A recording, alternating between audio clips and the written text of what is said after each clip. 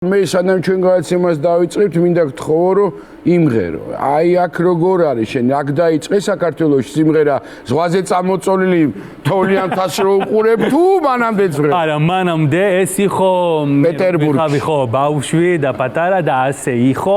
ეს არის ჩემი მუსიკა არის, ეს არის რომ ვინ არის შლომო? შლომო და მუსიკა არის ერთად, არ იქნება ცალკე. ეს არის ჩემი ცხოვრება. იღებდი მონაწილეობას კონკურსებში. ხო, რამე კონცერტები გაქვს ხოლმე? კონცერტები ახლა იქნება ზაფხური ბათუმში და კონცერტები მაქვს და ახლა იქნება ახალი სიმღერა. მე მუშაობ ახალი სიმღერა ცირა ბზიშვილი, მუშაობ ცირა ბზიშვილი. ცირა ბზიშვილი. ოკეი, ახლა შენ ცირა ვქნათ. შენ ცირა თქვი ხოლმე შენ კონცერტებზე და მე იქვე ვიქნი და ბზიშვილს მე ვიტყვი. ხო, ცირა ბზიშვილი. ო, რა გინდა? ცირა. რა თუ არ არის? ხო, ბზიშვილი. კარგი ხო. და მუშაობდი ახალი სიმღერა და იქნება კონცერტები და ხო, ისრაელი რა თქმა უნდა ვიხავი The Voice და ბევრი კონკურსები და ეს არის ჩემი ცხოვრება. მე მუსიკას გარეშე არ ძალიან კარგი წარმატებები, ჩემო ბევა. თქვენ ორივე მისეთი როგორ თქვა, იცი, ეს თქვენი პროფესიები ან ჰობი არ ვიცი. რომელი? აი რაც თქვით ავტომობილთან დაკავშირებით. ეს ჰობი. ჰობი.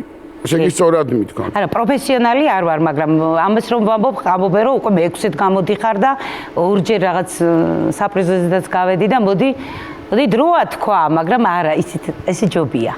მე ყოველ შემთხვევაში როგორც მეტყვი ისე გეტყვი, მაგრამ მე მაინც რა შენი მონაყოლიდან გამომდინარე, ჩემებური დასკვნაა რომ ჰობია მაინც. თქვენი ძირითადი პროფესია რა არის? ძირითადი პროფესია არის გეოფიზიკოსი ვარ, ძირითადად, აიცაც ასე. მაგრამ ეხლა ვარ დიზაინში, სამოსის შექმნაში და სამკერვალო მაქვს და ჩაფრული ვარ ამ ყველაფერში. ძლივს არ მივახლოვდით ქალურ საქმეს კაცს. კი.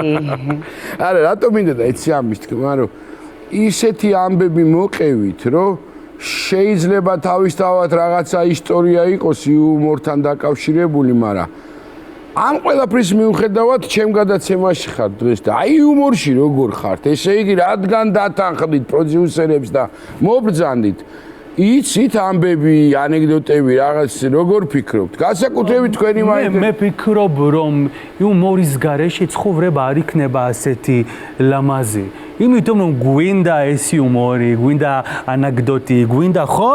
რა თქმა უნდა. ვენც ბევრი რამეს გადაგხდით. ცოტა ენამ გაგასწროთ ახლა პიპისთან დაკავშირებით. ო, პიპი იბრაულად არის რა?